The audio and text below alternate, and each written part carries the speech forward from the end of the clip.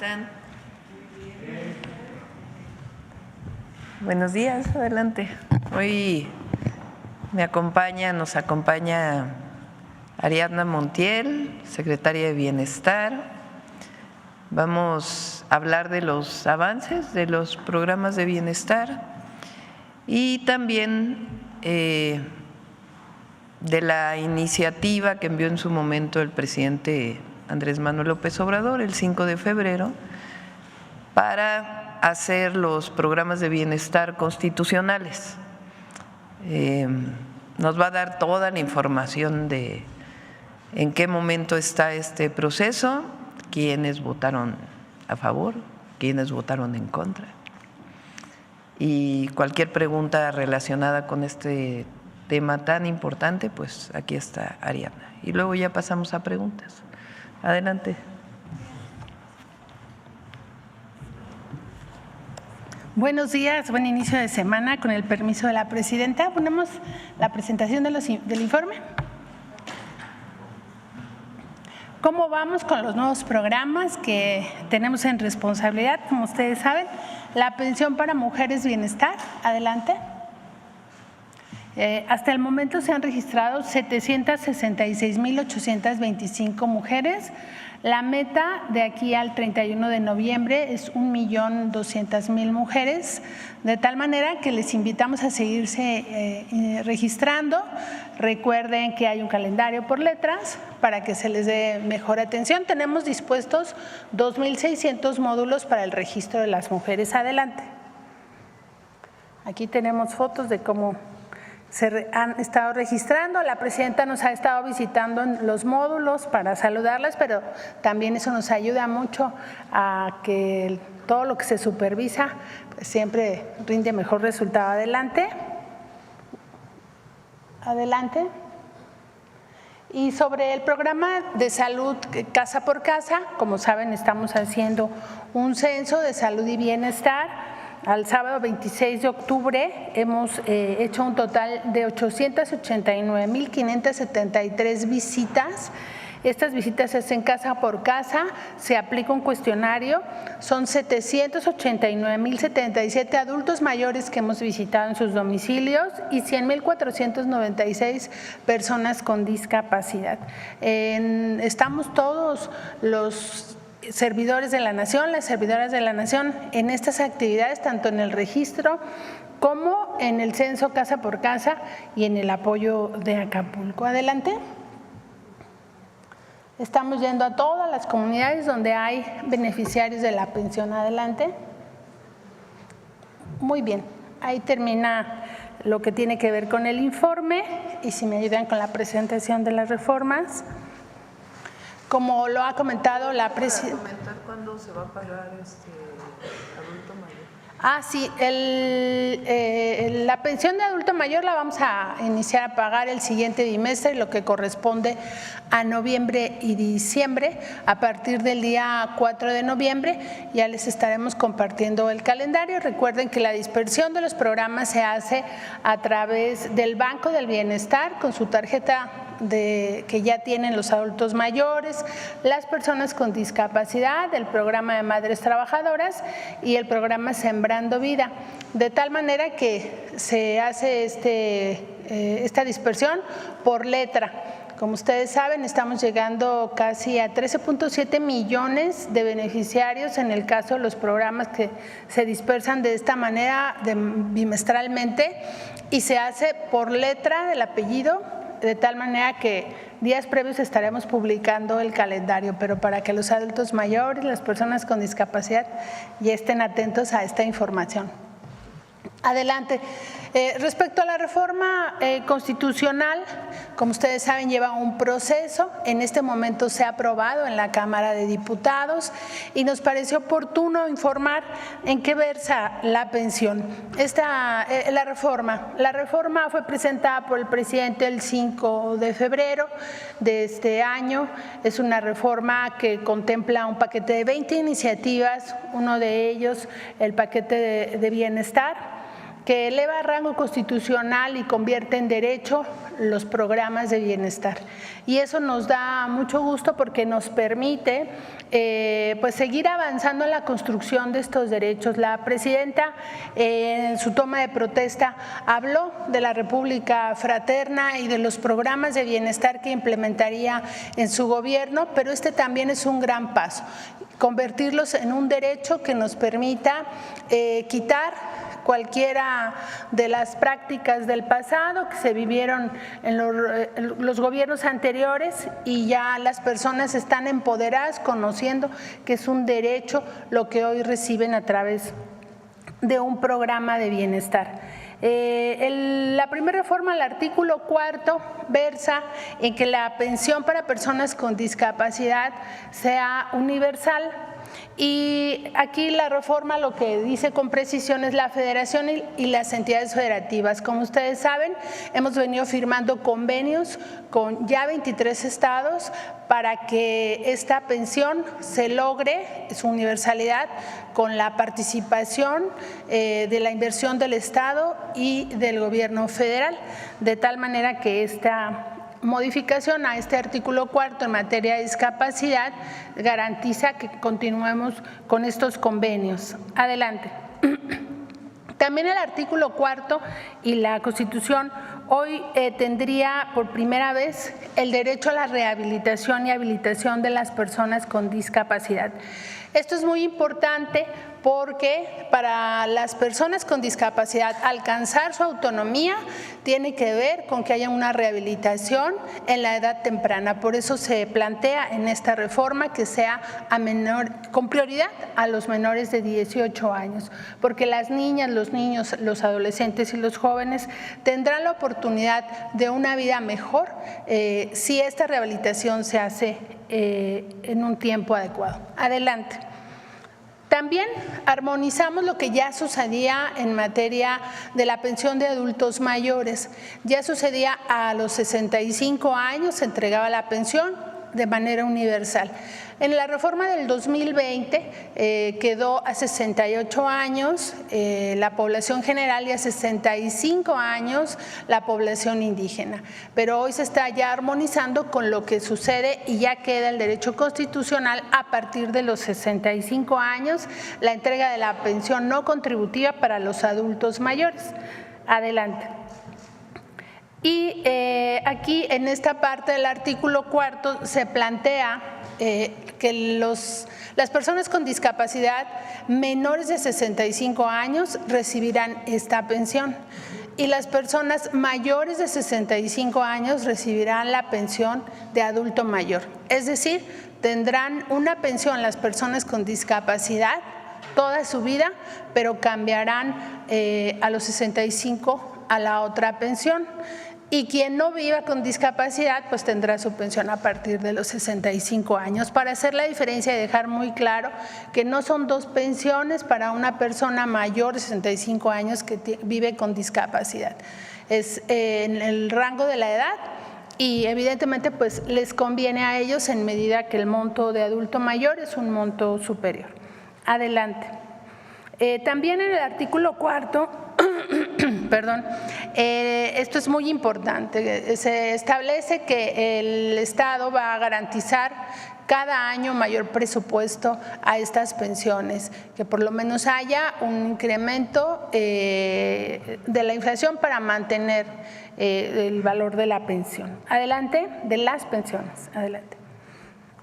En el caso de la reforma al artículo 27 se estableció lo que es el programa Sembrando Vida, que al texto constitucional dice que es un jornal seguro, justo y permanente para los campesinos que cultiven sus tierras con árboles frutales, maderables y especies que requieren ser procesadas, que son productos agroindustriales como el café, como el cacao, como el achiote, de tal manera que este programa quede a nivel de la Constitución. Sembrando Vida, que ha dado muchos frutos y muy buenos resultados, hoy se convierte en un derecho para nuestras sembradoras, sembradores, campesinos, campesinas. Adelante.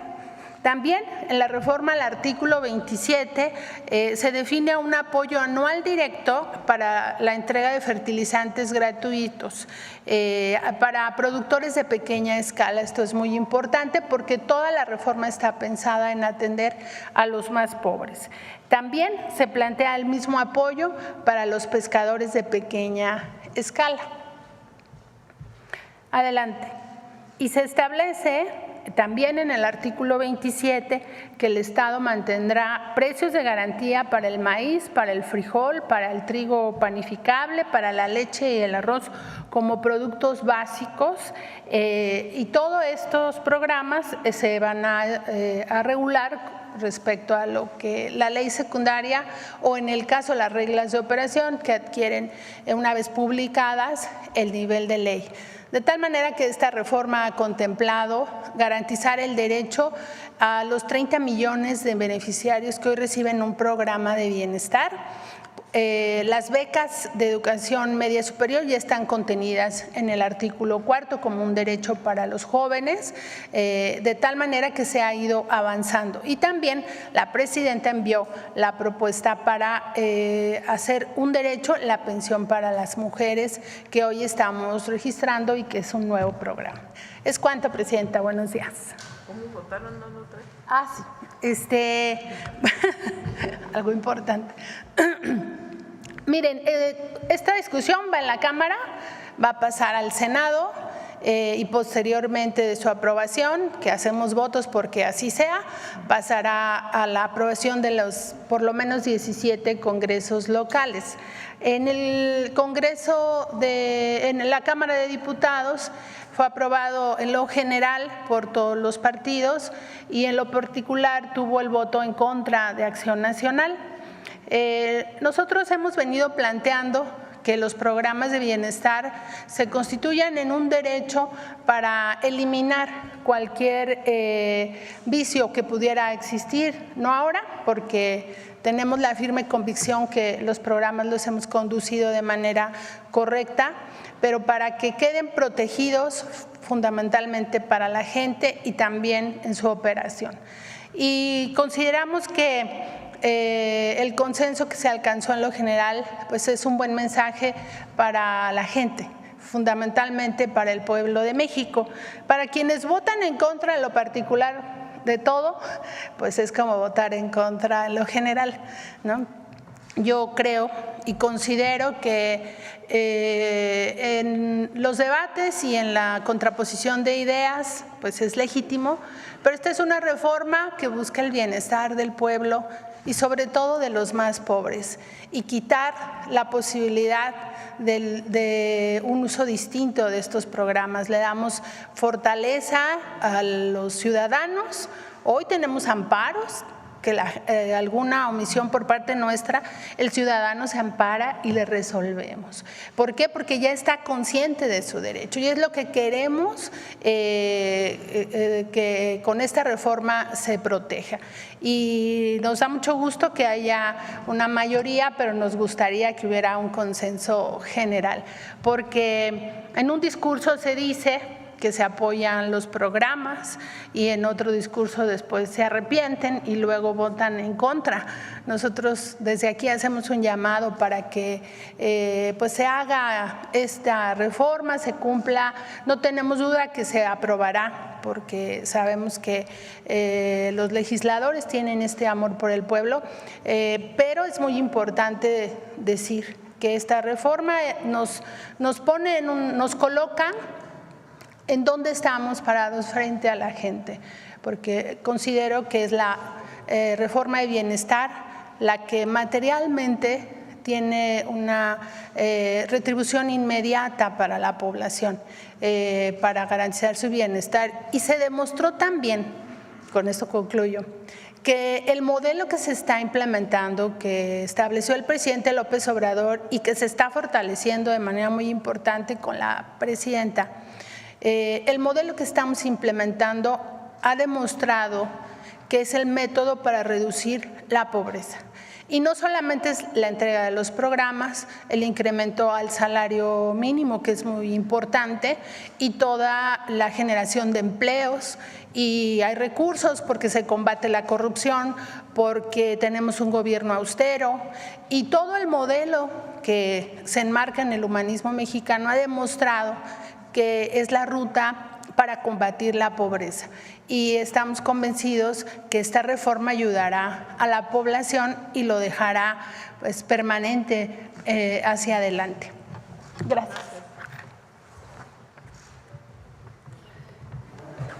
Bueno, nada más para cerrar esta información, los programas de bienestar que hizo, que planteó, que generó el presidente Andrés Manuel López Obrador: pensión universal adulto mayor, las becas a jóvenes de preparatoria, que ya estaba, el programa Sembrando Vida, el programa de fertilizantes gratuitos, el programa de apoyo a personas con discapacidad, Sembrando Vida, y fertilizantes gratuitos, de apoyo al campo, apoyo a los pescadores, a los pequeños pescadores, y los precios de garantía van a ser constitucionales. Ya se aprobaron en la Cámara de Diputados. El día que se aprobaron, puse aquí un video del presidente del PAN que habían aprobado en lo general los programas en la Cámara de Diputados, el PAN, y puse el video porque él había dicho que no estaban de acuerdo con los programas sociales. Pues resulta que votaron en lo general, pero en lo particular votaron en contra. En pocas palabras, el PAN votó en contra de los programas de bienestar en la Cámara de Diputados. Entonces es importante que quede registrado en la memoria de las y los mexicanos, porque en campaña se dijo que estaban a favor, después dijeron que estaban en contra, después dijeron que estaban a favor, y ahora pues ya votaron de que están en contra. Entonces, primero es importante que eso quede registrado. Segundo, es muy importante que los programas sean constitucionales. Pasan de ser programas sociales, programas de bienestar, que dependen de la voluntad de un presidente, de una presidenta, a ser derechos constitucionales. Es decir, cualquier presidente o presidenta que venga después de nosotros tiene que cumplirlos, porque están en la Constitución. Y al estar en el cuarto constitucional los convierten en derechos. Eso es muy importante porque durante todo el periodo neoliberal, lo que eran derechos del pueblo de México los convirtieron en mercancías y en privilegios. Los derechos fundamentales, la educación, la salud y otros derechos.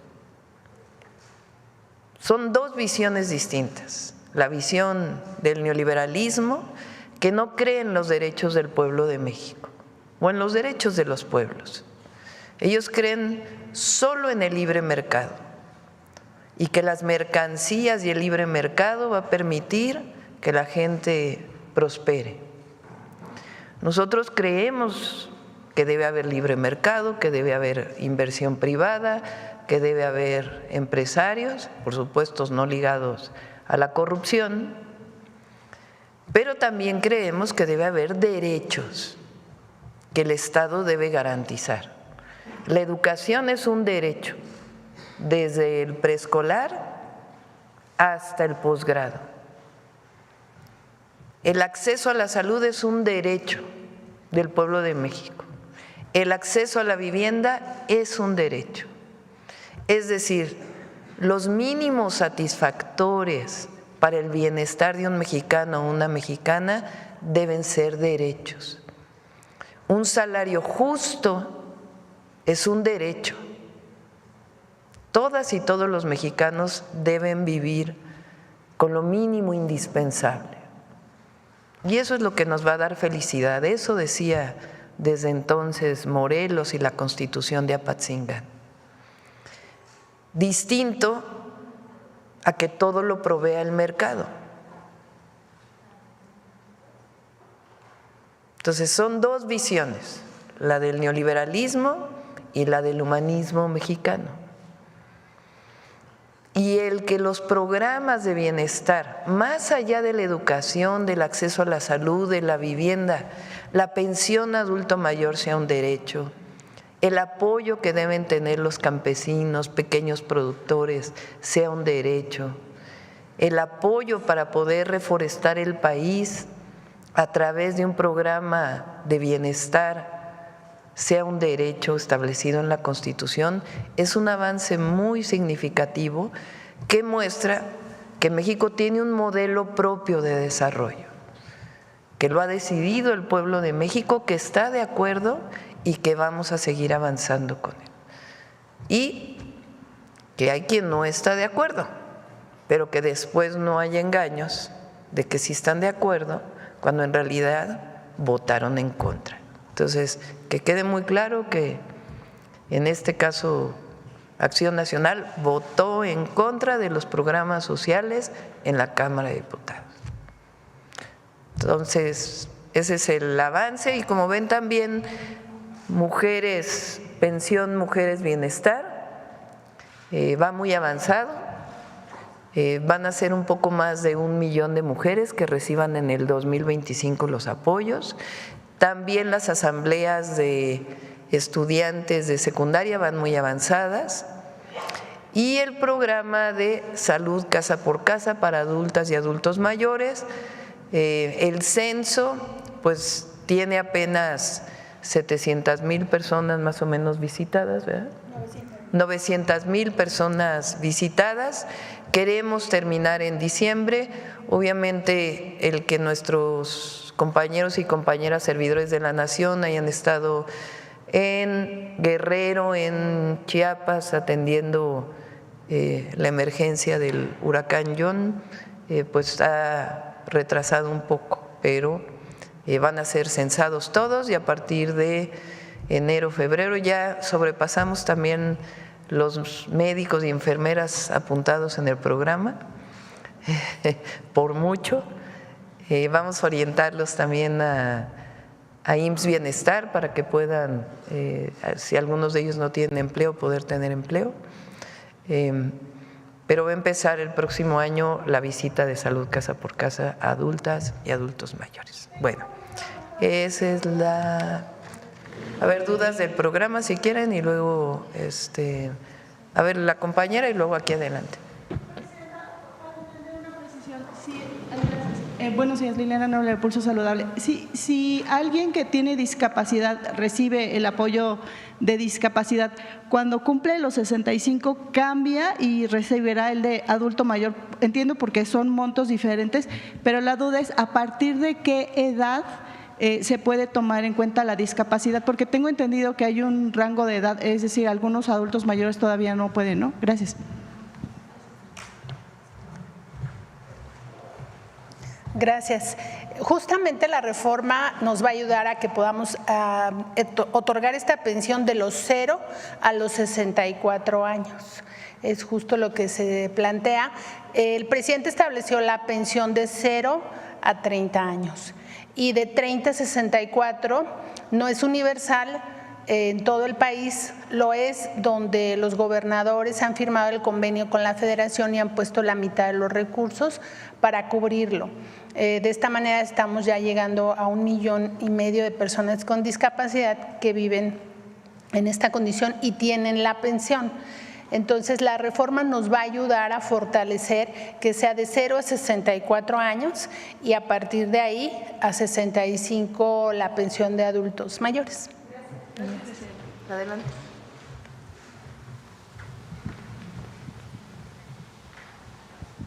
Buenos días, presidenta. Buenos días a todos. Muchísimas gracias por darme la palabra. Tengo, de hecho, una pregunta acerca de este tema en cuanto a salud casa por casa.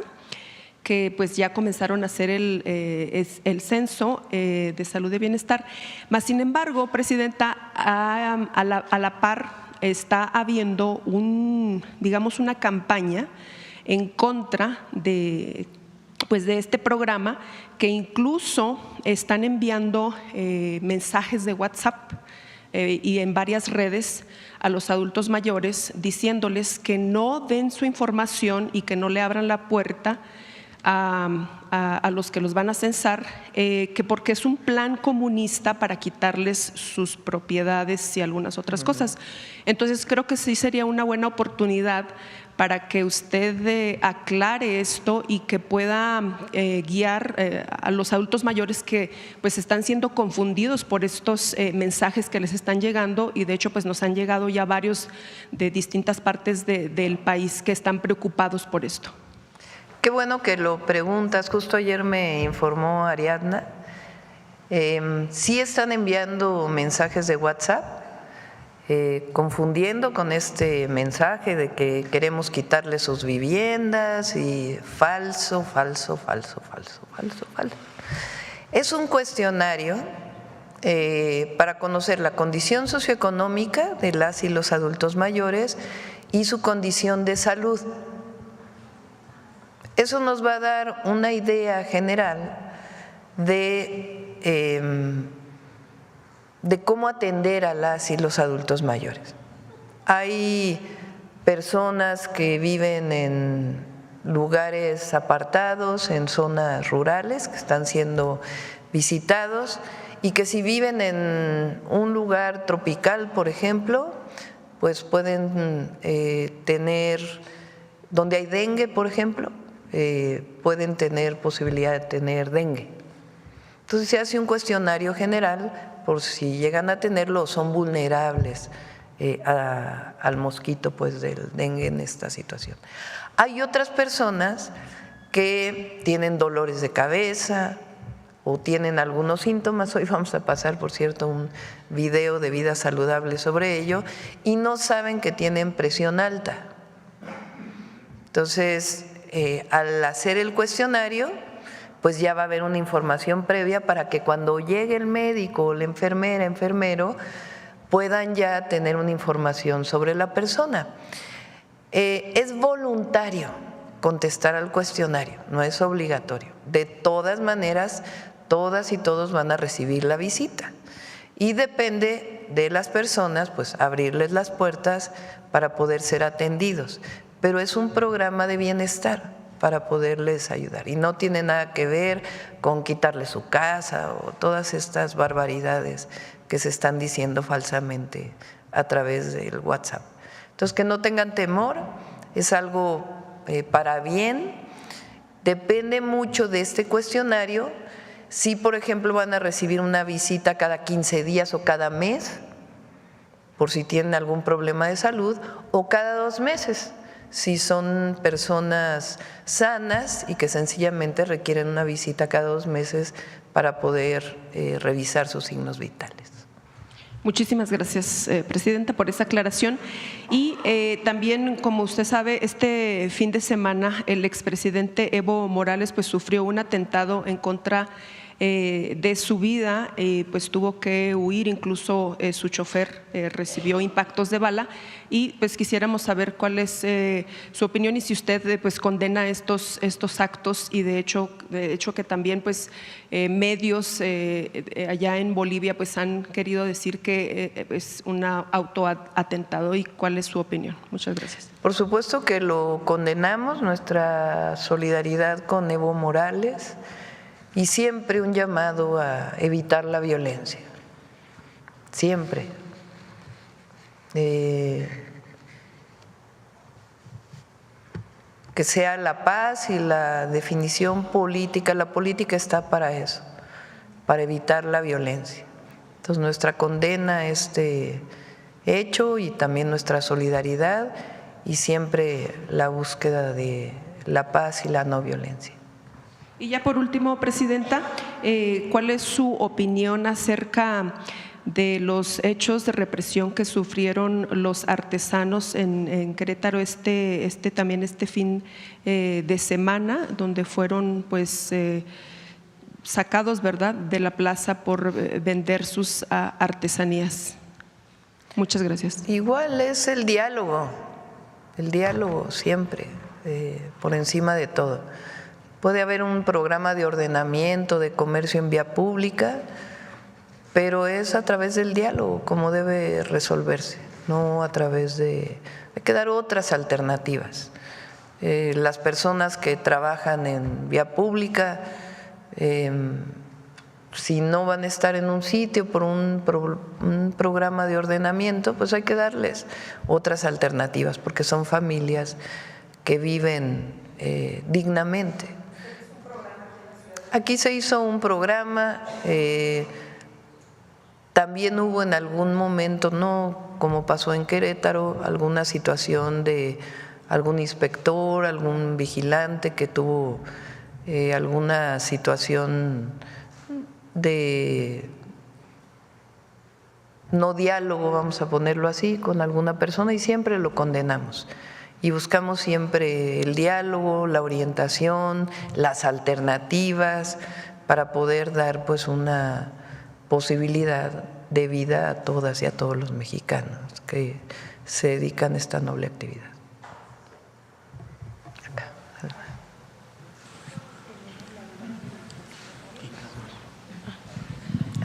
Ahora vamos a pasar la imagen del cuestionario para que se conozcan. Presidenta, buenos días. Alma Muñoz de La Jornada. A propósito de lo de Querétaro, quisiera pedirle su opinión sobre el caso de esta niña que está acusada y que a su violador inclusive le están pidiendo que le resarce el daño. Sí, está en contacto Citlali con la familia, no estamos de acuerdo y estamos en contacto con la familia para poder apoyar tanto legalmente como en lo que se requiera. ¿Piden una investigación más a fondo o qué es lo que pretenden? Pues el apoyo. Yo creo que no se debe criminalizar, y menos a una niña de 14 años. Gracias. Y sobre, temas muy parecidos, en el caso de La Jornada traemos que mujeres de zonas pobres son extorsionadas sexualmente por piperos a cambio de agua aquí en la Ciudad de México. ¿Tiene alguna información sobre este asunto? Sí, lo leí en la mañana, no tenía información sobre ello, pues que se investigue. El agua es un derecho y si se están dando casos así, pues debe atenderse. Entonces, primero que se investigue para ver si es que está ocurriendo realmente esta situación y pues ahí con la jefa de gobierno pues que se tomen cartas en el asunto. Clara es una mujer muy sensible y estoy segura que lo va a atender. Gracias. Y sobre los hechos de violencia ocurridos ahora en Mazatlán, ¿qué le informaron en el gabinete? Sí, Sinaloa tiene pues una situación especial, ustedes la conocen, producto pues de esta detención que hubo, que todavía se pide información, que fue una detención en Estados Unidos a partir de un proceso que no está muy claro todavía. Y se está atendiendo sobre todo con presencia y con inteligencia. El día de mañana es el informe de seguridad y se puede dar más información sobre el caso de Sinaloa y otras entidades de la República. La última pregunta de mi parte es su opinión sobre el regreso de Iberdrola al sistema mexicano eléctrico tras la aprobación de nuevas reglas para el uso de baterías de almacenamiento de energía. Se dice que con esto finaliza el litigio que con esta firma tenía el expresidente AMLO. ¿Qué información tiene? Vamos a presentar muy pronto el Plan Nacional de Energía. Con la reforma constitucional que estamos ya por firmar, puede ser el día de mañana o el miércoles, tiene que pasar ya pasó por los congresos, ya es mayoría, y tiene nada más que declarar constitucional el Congreso de la Unión para poder pasar a la firma para su publicación en el Diario Oficial de la Federación. Esta reforma constitucional es muy importante, es regresarle al pueblo de México, a Pemex y a Comisión Federal de Electricidad. Es hasta cierto punto una reversión de una parte de la privatización de Pemex y CFE que se sufrió con la reforma del 2013. Entonces, fortalecer a las empresas públicas como empresas públicas, porque con el nombre que le habían dado en la reforma del 2013 de empresas productivas del Estado, aunque formalmente eran del Estado, al hacerlas productivas y quitarles el nombre de públicas, hacían que solamente su regulación estuviera en el marco mercantil y que dejaran en realidad de pertenecer al pueblo de México. Entonces, una reforma muy importante. Eso no significa que no haya inversión privada. Esencialmente lo que se está planteando es fortalecer la empresa pública y que en particular en Comisión Federal de Electricidad esté a cargo al menos del 54% de la generación eléctrica. Así se planteó también por el presidente López Obrador. Hoy, con la compra que se hizo de las plantas de Iberdrola hace cerca de 3 años más o menos, ya el Estado produce 54% de la generación y queremos que se mantenga así, 54%, 46%. Entonces, para que, como la generación de energía crece, porque la demanda crece, porque va a haber más industrialización en el país y además todas y todos los mexicanos pues tienen acceso a la electricidad. Por cierto, en unos días se va a iluminar una de las comunidades que no tenía electricidad en Baja California Sur, gracias al trabajo de CFE. Pero queremos que todas y todos los mexicanos tengan acceso a la electricidad de manera económica, viable y de buena calidad, y además va a haber industrialización. No crece, San Juanico se llama. Si me voy a detener un segundo en esto. Hace mucho tiempo se pensaba que conforme crecía el PIB es pues una forma de medir la riqueza que genera un país, que conforme crecía la economía, la energía iba a crecer a la misma tasa. O sea, son 2 gráficas que iban a ir a la misma velocidad. Durante mucho tiempo se desarrollaron procesos de eficiencia energética, ahorro de energía, y entonces hoy se sabe que no necesariamente deben crecer a la misma velocidad, que puede crecer el PIB y la energía, si se usa más eficientemente, pues entonces crece, pero no al mismo ritmo. Pero de todas maneras va a haber crecimiento en la generación eléctrica. Eso significa que CFE, la empresa pública, pues debe todavía generar más electricidad y una parte de ella con fuentes renovables de energía, porque queremos que contamine menos e impacte menos en el cambio climático global. Y otra parte, el 46% que le toca a los privados, pues también va a crecer. ¿Cómo va a crecer? Esas son las reglas que estamos determinando. Hay una parte muy importante, porque antes se decía, si tienes fuentes renovables de energía y eres un privado, antes de la reforma constitucional que se acaba de aprobar y antes de que llegara el presidente López Obrador, si tienes energía, fuentes de energía renovable y eres un privado, puedes entrar automáticamente a la red y además no pagas la red de transmisión. Esa era la regla. ¿Qué problema tienen las fuentes renovables? Que no siempre están funcionando. Como es solar, pues entonces cuando hay sol generan, cuando no hay sol no generan. La eólica, ¿qué problema tiene? Pues cuando hay aire genera, cuando no hay aire no genera, o cuando hay viento más que aire no genera. Entonces les llaman intermitentes. Pero el sistema eléctrico debe recibir una energía constante, porque si no, pues estas intermitencias generan problemas incluso técnicos. Entonces ahora se cambió la regla y se van a cambiar las reglas. No puedes entrar en cualquier momento, bajo cualquier circunstancia, porque incluso vas a generar problemas técnicos. Entre las reglas que se están planteando es, tienes que tener bancos de baterías, tienes que tener un sistema que garantice que el voltaje va a ser constante, o sea, reglas técnicas. Esas reglas para el 46% lo está trabajando en este momento Comisión Federal de Electricidad y la Secretaría de Energía. No se han definido todavía, se están trabajando. Entonces, esta idea de que Iberdrola entra como entraba antes, pues no necesariamente. Sí va a haber espacio para la inversión privada, pero con ciertas reglas. Y esas reglas tienen que ver con la transmisión de electricidad, con que lo que entre al sistema sea, no genere problemas técnicos, vamos a decirlo así, y siempre la empresa pública, la que es del pueblo de México, va a garantizar que tenga el 54% al menos de la generación eléctrica.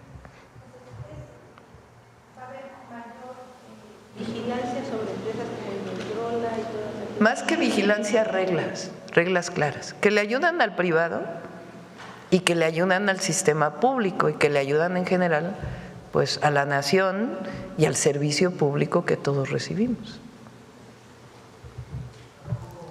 ¿Qué más? Acá por acá. A ver, vamos a poner el cuestionario que se está haciendo para que se conozca. A ver, en lo que lo ponen, adelante. Buenos días, doctora, Presidenta de la República, Secretaria Ariadna. Buenos días a todas y todos. Zósimo Camacho, de Luces del Siglo.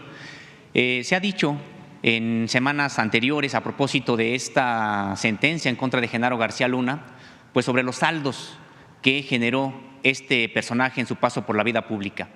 Se ha hablado de su paso por el narcotráfico, pero también de un esquema para extraer recursos públicos en las que no se había comentado, pero también habría que señalarlo, hasta periodistas en este esquema se encuentran también.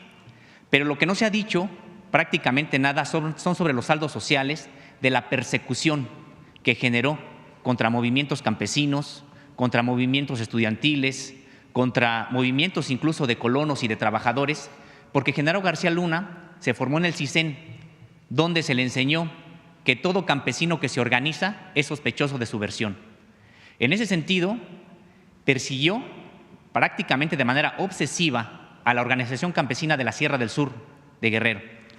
Incluso sobrevivientes de la masacre de Aguas Blancas después fueron perseguidos por Genaro García Luna, a instancias incluso también de algunos empresarios poderosos que estuvieron, pues que fueron muy cercanos al propio Genaro García Luna.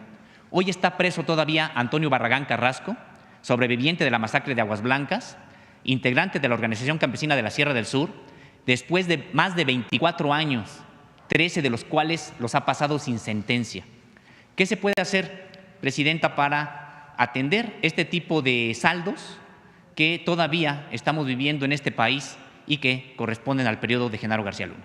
Sí, qué bueno que lo mencionas y lo vamos a revisar. Vamos a revisar este caso y otros casos. En efecto, durante ese periodo los movimientos sociales se asumían como criminales cuando eran producto de una injusticia. Entonces vamos a revisar el caso de Antonio Barragán y le voy a pedir a la Secretaria de Gobernación que tome este caso. Muy amable, Presidenta. Y también en otro caso, precisamente saldos de este tipo, este fin de semana se cumplieron 13 años de una ejecución extrajudicial en contra de un tesista de la Universidad Nacional Autónoma de México, activista, él también estudiante de la Facultad de Filosofía y Letras, Carlos Sinué Cuevas Mejía. Se cumplieron 13 años de esta ejecución y de la cual no avanzan prácticamente ya las investigaciones. Lo que se pudo averiguar ha sido prácticamente gracias por el tesón de la propia madre, Lourdes Mejía, que ha tocado puertas, ha recibido pues también la cerrazón de muchas, el desprecio, a veces los insultos, pero gracias a ella se pudo averiguar que en la ejecución de este estudiante se encontraban dos patrullas. Hay videos que lo acreditan, 2 patrullas, una de ellas en el momento de la ejecución se fue, regresó como si apenas se enterara del asunto, y también a propósito de las investigaciones generadas en la Fiscalía de la Ciudad de México, se pudo acreditar la presencia de integrantes del Ejército Mexicano de inteligencia, se pudo acreditar también que este alumno había sido ya acosado al interior de la Universidad Nacional Autónoma de México por personajes vinculados pues al propio Ejército Mexicano.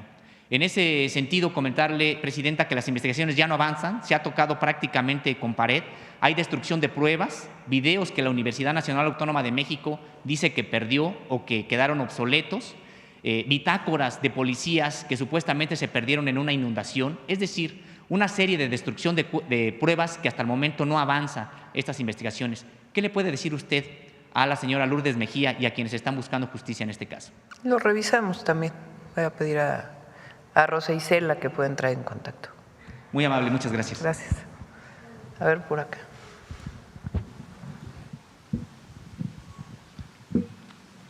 Buenos días, Presidenta. Ivonne Menchaca, reportera de Grupo ASIR. Preguntarle, este fin de semana hubo manifestaciones de juezas en la Ciudad de México y la ministra presidenta de la Suprema Corte, Norma Piña, pues alegó que hubo pues ataque en contra de las juezas que las encapsularon y que fue pues una violación a su libertad de expresión, en fin. Entonces, bueno, pues saber su opinión, Presidenta. Sí, ayer vi las fotografías en las redes sociales y le pedí, después salieron unos videos, pero se los pedí al gabinete, no sé si está por ahí el video.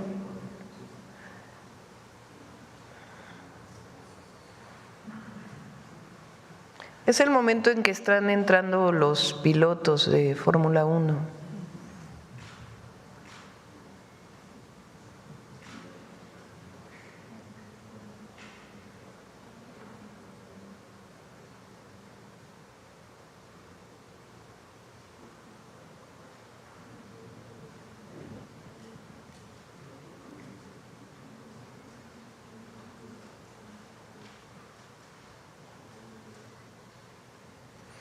Entonces, si se fijan, es un momento en donde están entrando y después de inmediato es liberado el encapsulamiento, vamos a decir, es abierto el encapsulamiento. Esa es la información que tenemos, pero entiendo que van a dar más información. Entonces, se vio la foto, pero no se vio pues todo el momento.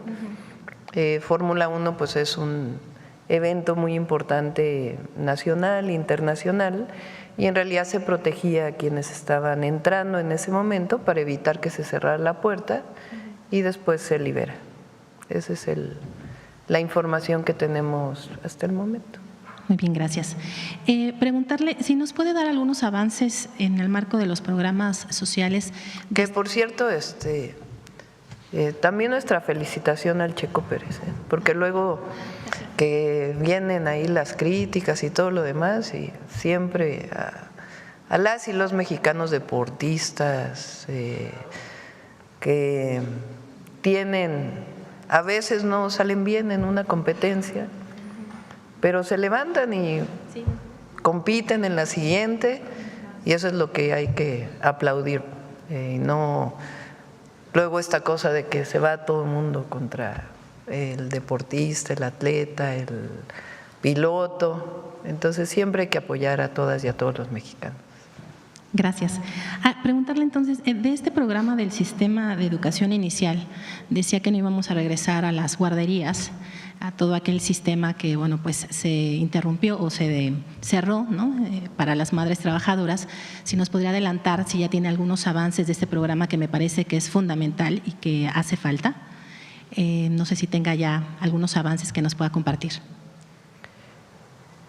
Planteamos, las estancias infantiles de Calderón fueron un negocio. Ese fue el grave problema. Supuestamente era para ayudar a las madres y en realidad fueron concesiones que ni siquiera cumplían con las más mínimas condiciones, pues con la tragedia que vivió todo el país, porque no solo los padres y madres de la guardería ABC. Entonces, estaba planteado como un negocio para quien cuidaba a niños o niñas. Y en realidad, la educación inicial, porque así debe considerarse, más que una guardería. Yo fui a guardería a los 8 meses, una guardería del ISSSTE. Mi mamá trabajaba, mis hijos fueron a guardería del Seguro Social. Pero más que guardería, porque guardería quiere decir guardar a los niños, pues en realidad hoy se sabe que es un proceso no solamente de cuidados que ayuden a la madre a que pueda salir a trabajar, si es el caso, si es que así lo desean, sino también es un proceso en donde las y los infantes pues entran en un proceso educativo desde los primeros meses o los primeros años de vida. El Instituto Mexicano del Seguro Social tiene sus propias guarderías, aunque en realidad entró un proceso de concesión en aquella época. El ISSSTE también subrogó prácticamente todas sus estancias infantiles, sus guarderías. Y ahora queremos entrar a un esquema como parte de esto que se llama el Sistema Nacional de Cuidados. ¿Qué quiere decir el Sistema de Cuidados? Las mujeres nos hemos dedicado a los cuidados, que no debería ser solo así, porque la pareja, hay distintas parejas en nuestro país, pero la pareja, pues ambas deberían dedicarse a los cuidados, no solamente uno de la familia, para que pudieran compartirse el trabajo del hogar. Pero en general los cuidados han recaído en las mujeres, cuidamos a los hijos, garantizamos que la casa esté bien, si alguien se enferma somos las mujeres quienes los cuidamos, si tenemos un hijo con discapacidad o algún familiar con discapacidad somos las mujeres las que los cuidamos y es un trabajo difícil, complejo y en general poco reconocido y bueno, no está remunerado además. Entonces, este sistema de cuidados lo que busca es que el Estado pues pase también a generar las condiciones para que las mujeres podamos tener igualdad de condiciones. Si así lo deseamos, porque también hay quien dice, ahora van a obligar a que… No, es voluntario obviamente. Si una mujer tiene la necesidad o el deseo de salir a trabajar, aunque tenga hijos pequeños, pues que tenga la posibilidad de dejarlos en algún lugar bien cuidados, en una escuela. Este es un proceso porque requiere recursos, no lo podemos hacer de la noche a la mañana. Entonces lo que nos planteamos es que podamos atender en particular en el inicio a 2 poblaciones.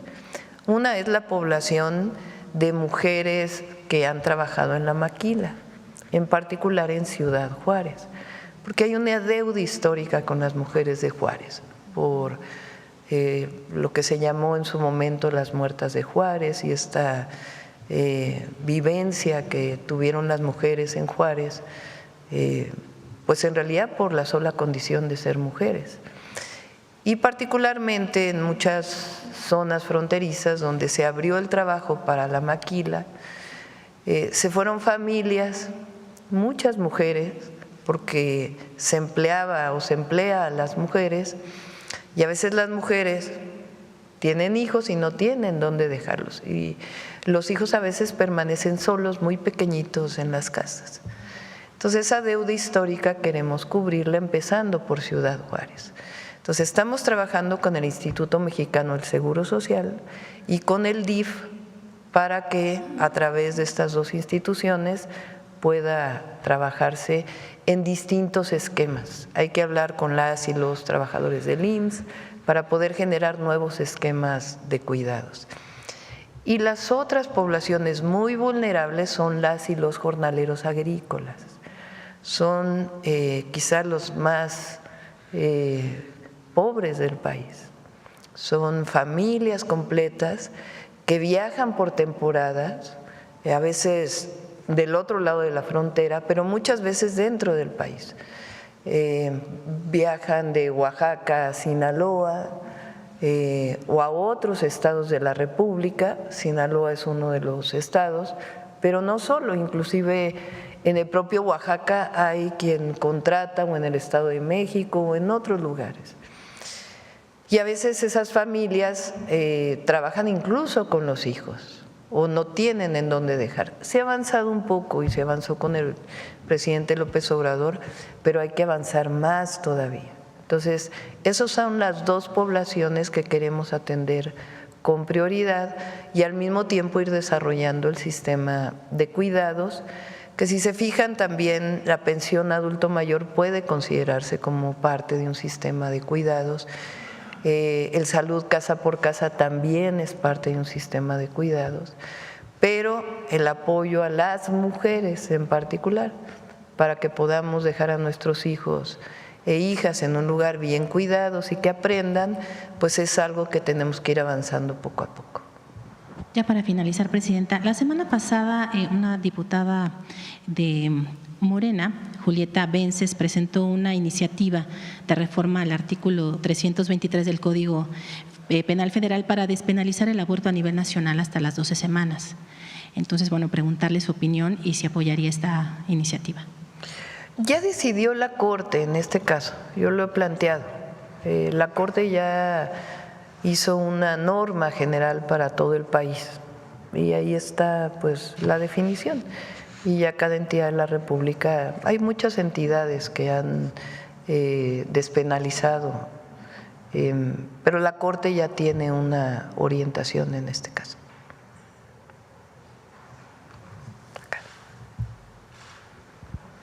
Acá. Ya Sonora ya ha participado mucho en las mañaneras ahorita. Buenos días. Pero llegó temprano, tiene una virtud. Buenos días, Yujel Carolina de Código Libre. Presidenta, en estos temas de lo que pasó el fin de semana, también hubo enfrentamientos en Tempa de Galeana Guerrero y también en Tabasco, ¿no? También hubo bastantes enfrentamientos ahí. Y el Fondo Monetario, el Departamento de Hemisferio Occidental del Fondo Monetario Internacional habla de que si continúan estas violencias podría afectar mucho en la economía. ¿Qué le responde usted? No estoy de acuerdo. Hay una estrategia de seguridad que va a dar resultados. Como lo he planteado, no es de un día a otro. Ya se habló mucho durante el periodo del presidente López Obrador y una disminución del número de homicidios en la tendencia, que es muy importante. Había hasta debate de si hubo más en general, pero es muy importante la tendencia. No es lo mismo que los homicidios vayan creciendo a que vayan disminuyendo. Y nosotros nos hemos comprometido que poco a poco van a ir disminuyendo los homicidios porque hay una estrategia y vamos a ir pacificando poco a poco al país en las zonas en donde todavía hay problemas de inseguridad y de violencia.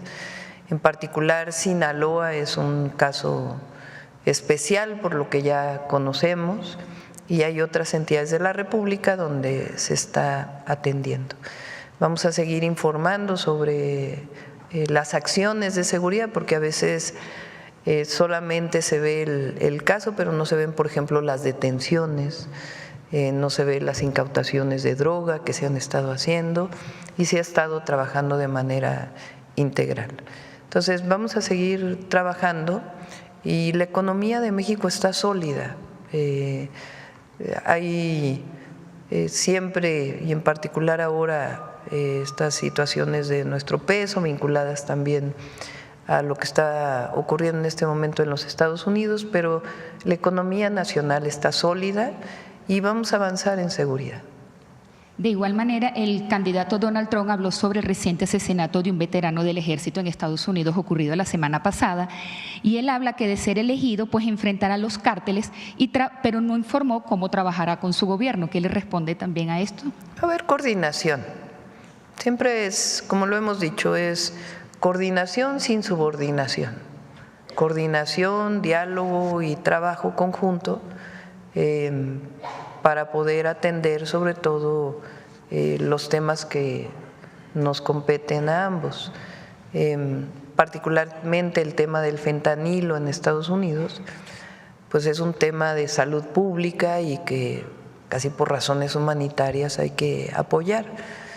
También es importante, en su momento lo planteó el presidente López Obrador y también creo que hay que plantearlo, es qué pasa del otro lado de la frontera. O sea, porque aquí hay delincuencia organizada, hay una estrategia, pero ¿qué pasa del otro lado de la frontera? ¿Cómo se vende el fentanilo en los Estados Unidos? ¿Qué pasa cuando hay droga que pasa del otro lado? ¿Que allá ya no hay cárteles? ¿Qué pasa con el recurso financiero de la venta de distintas drogas y en particular el fentanilo? Entonces es aquí, pero también es allá. ¿Y qué pasa también con las armas que pasan de Estados Unidos a México? Ahora lo que vimos de el caso de Tecpan en Guerrero, pues eran armas de alto calibre que vienen de allá. Entonces es algo que implica que tiene que haber coordinación, trabajo conjunto, siempre debe ser así, pero con soberanía, sin subordinación, sino con diálogos de alto nivel que nos lleven a avanzar en esta coordinación. Y por último, hablando de frontera, Presidenta, hay muchos migrantes que están en el limbo tras la decisión de Estados Unidos de no otorgar permiso a varias nacionalidades, Ciudad Juárez, Chihuahua y otros. Y esta cantidad de personas, sobre todo mujeres, están siendo víctimas de trata de personas. Las están maltratando, les están pidiendo dinero después de sus trabajos de explotación sexual que tienen por allá. También han sido víctimas del Instituto Nacional de Migración, que ya, bueno, no los atienden bien, pero esto creo que está muy fuerte, esto aparte de la migratoria. Usted ha hablado de unos ejes centrales para abordar esto, pero últimamente, ¿qué nos puede decir de esto? ¿Cómo abordarlo? Porque la cantidad de migrantes que ya hay en la frontera con esta decisión de Estados Unidos, pues está muy grande.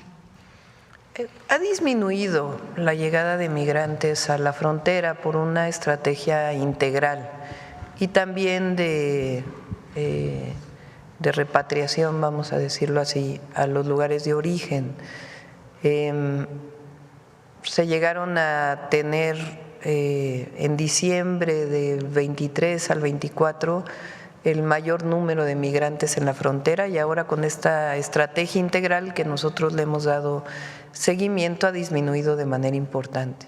Hay trabajo con los gobiernos de Centro y Sudamérica para evitar la migración y nosotros vamos a seguir insistiendo en el fondo, que es la atención a las causas.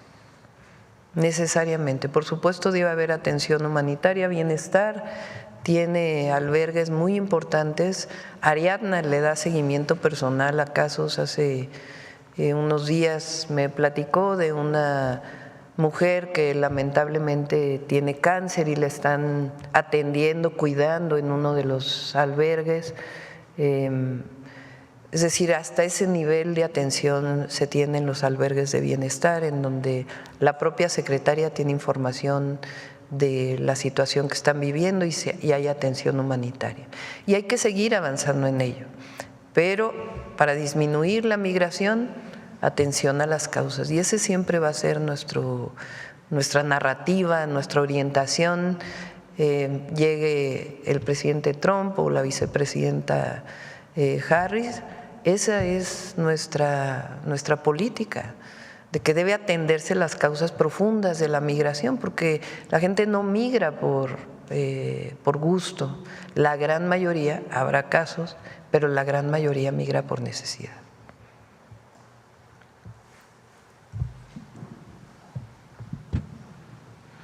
Buenos días, Presidenta. Jesús Pérez, de Revolución 3.0.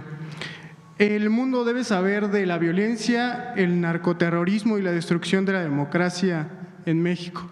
Marco Cortés, este fin de semana, hablando de la doble vida de la que estaba hablando ahorita del PAN, mi primera pregunta sería, cómo reacciona a este boletín de Acción Nacional.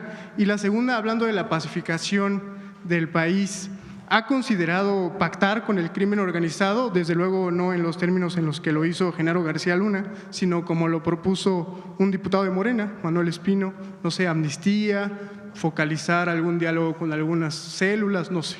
Es la primera pregunta. Sí. En el primer caso, pues hay mucha hipocresía, ¿no? El PAN, el general, el conservadurismo es muy hipócrita, porque no dice nada de García Luna y dicen que ahora hay narcoterrorismo. Y ya habría que leer exactamente lo que quiere decir en las legislación internacional y nacional, lo que eso significa, que no tiene nada que ver con lo que está pasando. De hecho, ellos lo dicen porque lo que buscan es intervención. O sea, de ese tamaño es su falta de amor a México. Son como los conservadores del siglo XIX que fueron a llamar a Europa para que hubiera un emperador, Maximiliano. Es lo mismo. Entonces, nosotros tenemos estrategia y vamos a dar resultados. Se va a ir viendo poco a poco. Y tiene que ver con atención a las causas y con disminuir la impunidad. Son los dos ejes centrales.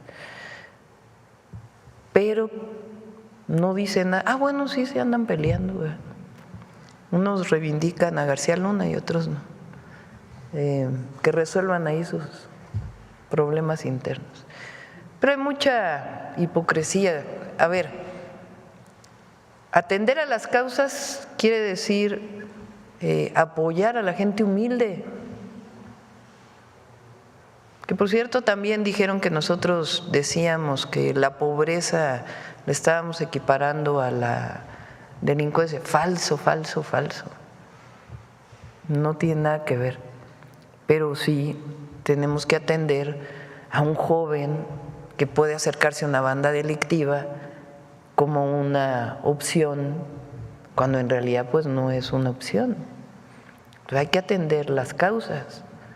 Y ellos votan en contra de los programas sociales. Ahora sí, de nuevo mostraron lo que son. Entonces son dos proyectos de nación, dos muy distintos. El de la corrupción, el de los privilegios, el de la represión, el del intervencionismo, el de la guerra contra el narco, que es la derecha, y otro proyecto que es el que representamos nosotros y el que la mayoría del pueblo de México quiere. Se mostró el 2 de junio, que es el de por el bien de todos, primero los pobres, es el de la construcción de la paz, es el de la democracia, es el de las libertades, es el del respeto a la vida, es el del amor al prójimo, es el creer que la felicidad no viene del dinero, del poder, sino viene de el estar bien con uno, el estar bien con los demás. Es el del humanismo mexicano frente al neoliberalismo, frente a la corrupción. Son dos proyectos. Entonces, esos dos proyectos, afortunadamente el pueblo de México hoy es muy consciente y lo que quiere pues es seguir construyendo sobre la base de la fraternidad y no del odio. Es el odio de ellos frente al amor del pueblo. Son dos proyectos. Entonces, ellos van a seguir en lo mismo y nosotros construyendo una patria digna, solidaria, fuerte. Entonces, esa es la disputa Nada más que ahora, pues la mayoría del pueblo está consciente de que lo que quieren no son dádivas en la época de elecciones, sino derechos. Esa es la gran diferencia. Entonces, pues ellos van a seguir con eso. ¿Y la otra pregunta era? La propuesta del diputado Manuel Espino de entablar un diálogo. Nosotros no vamos a negociar con delincuentes. Nosotros vamos a seguir construyendo paz, atendiendo las causas y con cero impunidad. Siguiendo en el mismo tema, este fin de semana también trascendió un editorial de Desde la Fe, a una semana del homicidio de Marcelo Pérez en Chiapas, y bueno, ha habido varias expresiones, la ONU, el Papa Francisco, incluso el Departamento de Estado, pero destaco esta porque Carlos Aguiarretes, quien es el que está detrás de esto, de la Arquidiócesis Primada de México, reprochó que ya se habían hecho denuncias, que no se atendieron al sacerdote, pero insistió en que se deben exigir acciones efectivas y sentencia con esta frase: la violencia ya no se aguanta. ¿Qué le responde a la Iglesia Católica? Bueno, yo creo que todos estamos consternados por el asesinato del padre Marcelo Pérez y ya hay una detención y se sigue investigando y vamos a seguir trabajando en ello. Repito, con dos políticas distintas, no vamos a regresar a lo de antes porque no llevó a nada. De hecho, aunque digan lo que digan, la guerra contra el narco lamentablemente sigue teniendo parte de sus consecuencias hasta ahora. Y en último tema, esta semana, el 31 de octubre, se cumple la fecha para integrar los comités de evaluación para las elecciones. Ya estamos trabajando en ello. ¿Ya tiene los perfiles? ¿Nos puede adelantar algunos nombres? No, todavía no. Ya lo voy a presentar esta semana. Recuerden que tenemos que presentar a 5 personas reconocidas, que son los que van a seleccionar a las personas que van a participar en la elección de jueces, de las y los jueces, magistrados y ministros. Lo mismo tiene que hacer el Congreso, 5, y lo mismo tiene que hacer la Corte, presentar a 5. Y a partir de ahí vamos a abrir canales públicos para que sea muy transparente el proceso. Se va a abrir una convocatoria, se va a dar a conocer quiénes se inscribieron, quiénes pasaron la primera prueba, que es que realmente cumplan con los requisitos que están establecidos en la Constitución. Si hay entrevistas por parte de la comisión, van a ser públicas, no va a haber nada en lo oscurito. Eso es por parte del Ejecutivo de la Presidenta lo que hemos planteado, es decir, si son 5 personas y se va a entrevistar a quienes van a participar primero en la tómbola y luego en la elección, que sea abierto, que todo el pueblo pueda ver quiénes son, quiénes están inscribiendo, por qué quieren ser jueces, magistrados, ministros. Vamos a abrir un espacio, lo hemos pedido, lo hemos solicitado ahí a los medios públicos para que se conozcan. Entonces ya mi idea es que sean 3 mujeres y 2 hombres. Entonces ya los vamos a presentar. A ver, ya la última, porque bueno, vamos con Sonora porque está hasta adelante y luego vamos allá atrás, 2 más. Sí, gracias, Presidenta. Demián Duarte, de Sonora Power. Y bueno, fíjese que estuve el fin de semana en Hermosillo y me tocó participar en un evento muy interesante que es la plenaria de la Comisión Sonora Estados Unidos, así se llama ahora, se reeditó, antes era Sonora Arizona exclusivamente. Y mire, me llamó mucho la atención el formato porque está planteando esta comisión un nuevo esquema de asociación regional. El tema es que se busca sacar partido de las enormes ventajas competitivas que tiene mi estado, sobre todo en el tema de energías renovables, el tema que tiene también con la amplia disponibilidad de recursos minerales, recursos naturales también, y el tema de la logística. El embajador de Estados Unidos, Ken Salazar, me dijo por ahí que es el tiempo de América del Norte y obviamente esta visión incluye, por supuesto, la parte de México, ¿no? Somos un país del hemisferio norte, al final de cuentas. Y la gobernadora Kathy Hobbs, que es la gobernadora de Arizona, asintió justamente cuando yo le planteé una pregunta. Le dije algo muy simple, le dije, el gobierno de México está apostando muy fuerte por nuestra región, por Sonora, está desarrollando un enorme proyecto de infraestructura de transportación ferroviaria, justamente para promover la movilidad terrestre. Van a vincular al centro del país con su estado, con Arizona, a través de Nogales. Entonces la pregunta para ella fue en su momento si estaría ella dispuesta e interesada en promover el desarrollo también de una conexión vía ferrocarril hacia las ciudades de Arizona, Tucson y Phoenix en particular. La gobernadora dijo que sí, que incluso pues ella gestionaría en su momento la posibilidad de establecer esta vinculación hacia el estado de Arizona y evidentemente esto vincularía pues a todo el sistema ferroviario de los Estados Unidos con México.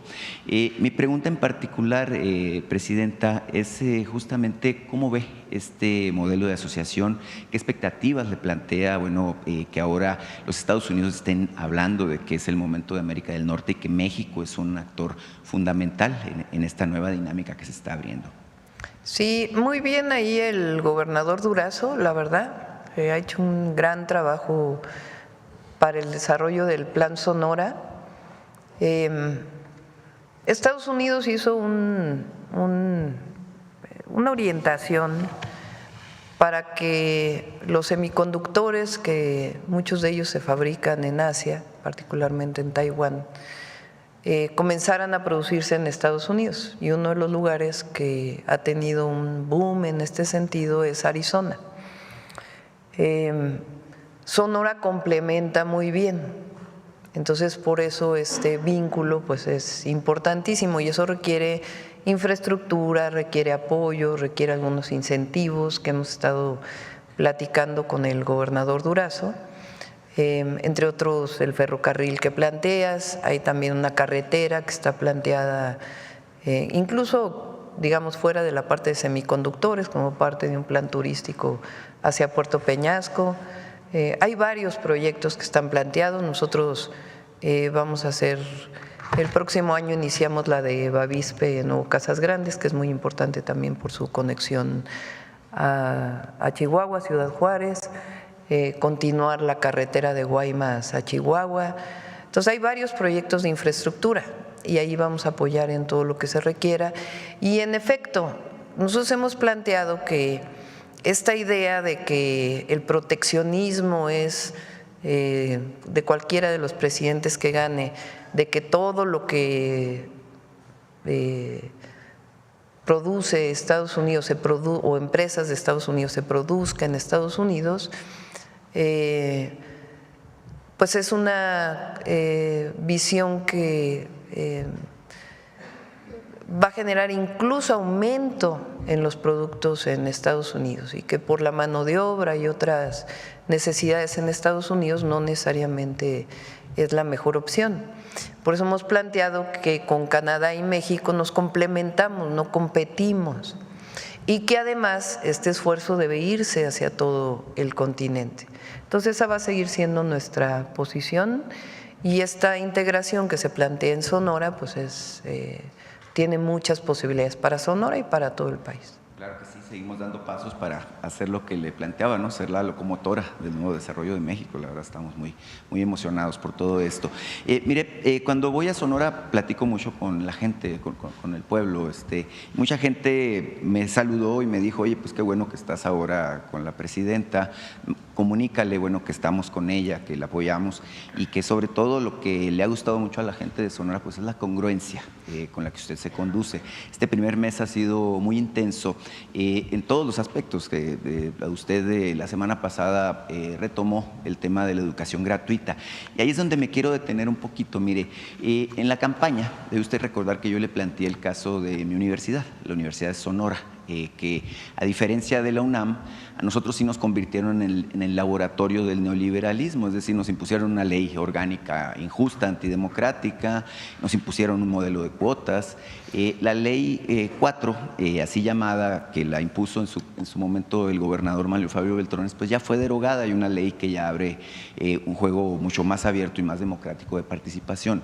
El gobernador Durazo la impulsó. Lamentablemente sí persiste el modelo de cuotas en la Universidad de Sonora. Mire, en la universidad hay 37,000 estudiantes, una universidad bastante grande, y los que estudian en la Universidad de Sonora están obligados a pagar 700 pesos de inscripción, 500 pesos por cada materia, cada semestre. Y es un asunto, bueno, que obliga a muchos jóvenes a tener que estudiar y trabajar, a pesar de que incluso hay un sistema de becas importante impulsado por el gobernador. El tema, Presidenta, es que la administración de la Universidad de Sonora maneja el fondo de cuotas, que es de aproximadamente 130 millones de pesos, con mucha opacidad. Fueron reprobados recientemente por el Instituto de Fiscalización de allá de Sonora, el ISAF, y justamente se maneja una burocracia dorada, enormes canonjías, y bueno, la Universidad de Sonora, al ser una universidad tan grande, recibe pues mucho subsidio de parte de la Federación, de parte del Estado. Se sabe que hay criterios de autonomía y todo esto, sin embargo, nosotros persistimos en la lucha, en la idea de que se elimine el sistema de cuotas.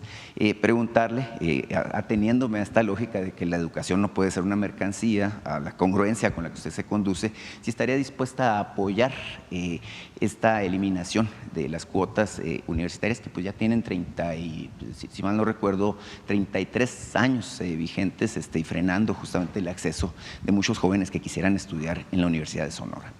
Sí, ya está en la Constitución.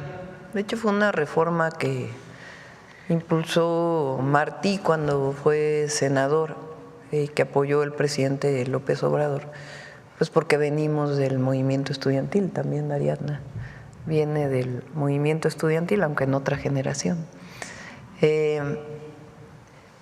Por supuesto que yo pienso que toda la educación que imparte el Estado debe ser gratuita, porque es un derecho, y si no se convierte en un privilegio de aquellos que la pueden pagar. Lo vamos a hacer por partes. Primero, ampliar las universidades Rosario Castellanos, la Universidad Nacional Rosario Castellanos, la Universidad de la Salud, la gratuidad a partir del siguiente periodo en el Instituto Tecnológico, el TECNM, el Tecnológico Nacional de México, el POLI. Vamos a ir por partes porque representa recursos. En el caso de las universidades autónomas,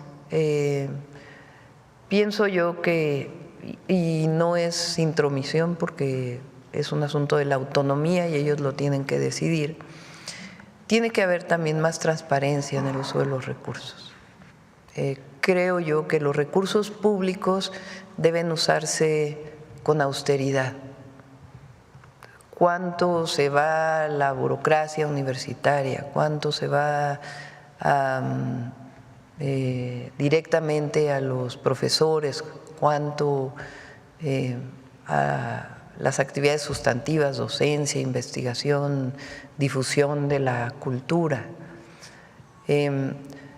Porque hay universidades, y repito, depende de la autonomía, es un asunto de ellos hacer sus propios mecanismos de austeridad republicana, esa es mi opinión. Entrar a un proceso también pues de revisión de cuánto se va a qué y de transparencia.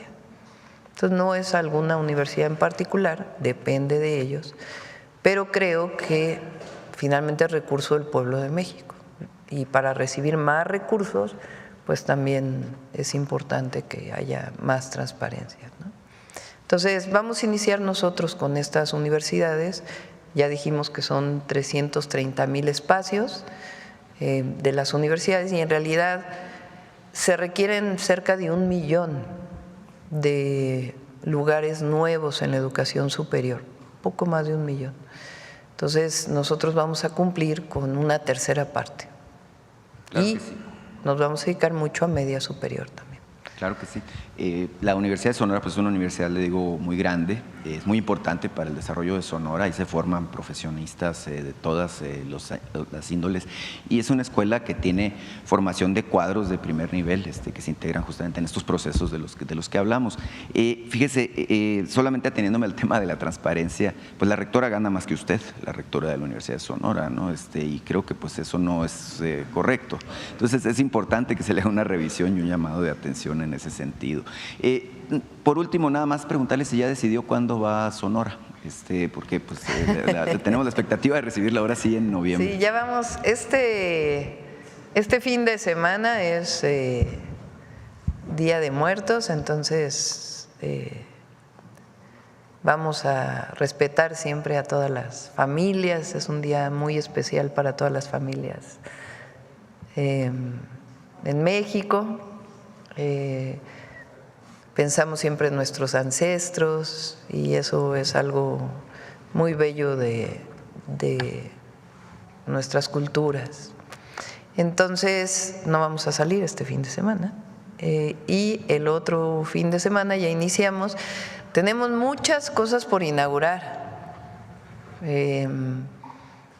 hospitales, centros de salud, carreteras. Entonces estamos revisando a ver cómo podemos consolidar estas inauguraciones para que también podamos pues darle continuidad a lo que inició el presidente López Obrador y cerrar con estas inauguraciones. Entonces una parte la vamos a dedicar a ello. Bueno, vamos a cerrar, ya son 9:12, dije que más tiempo, pero ya mañana. A ver, ¿quieren que haya mañanera el viernes? Levante la mano quien quiere que haya mañanera el viernes. Levante la mano quien quiere vacaciones. Hay muchas abstenciones. Bueno, vamos a decidirlo, ya les informamos mañana. Vamos a cerrar con vida saludable. Ahora vamos a hablar de la hipertensión justamente y ahorita nos dan los papeles. Adelante. Todas las personas tenemos derecho a una vida saludable.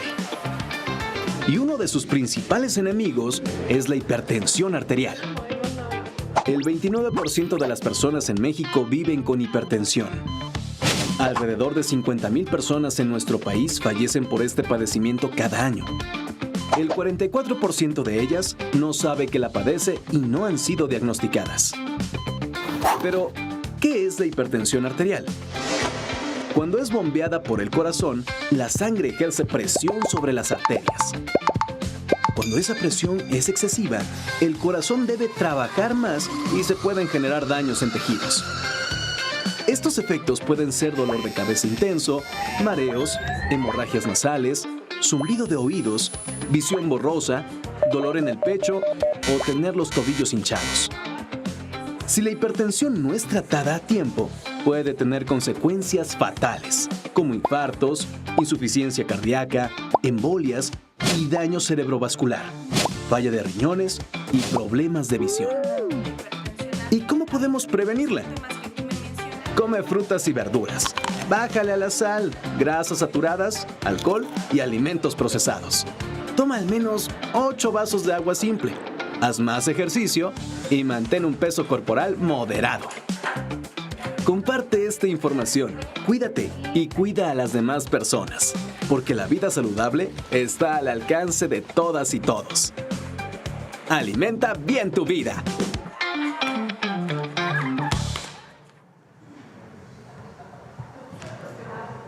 A ver el cuestionario rápido.